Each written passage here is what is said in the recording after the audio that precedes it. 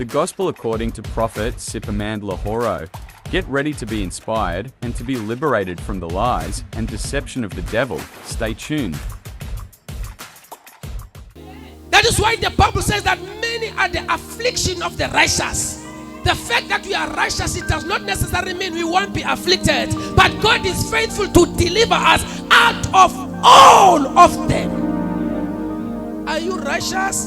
By His grace, there is a promise. Your deliverance is guaranteed. Sometimes, people of God, in life, bad things, they happen to good people.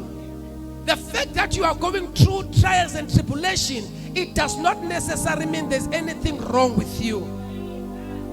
Because the Bible is very clear that Job was a good and a just man, a blameless man. And I've always told you that if Job was living in your days, you could have suspected Job that he has a snake. How can somebody lose everything in one day?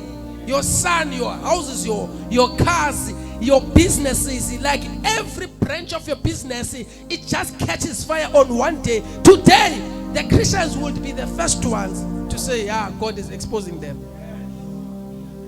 Yet he was a righteous man. Let me tell you something. Oftentimes, the genuine prophets are the ones that are called false. The Bible says that woe unto you when everyone praises you.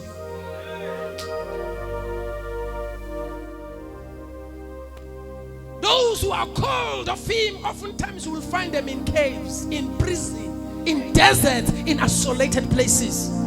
You will never find them in the marketplace. They are consecrated.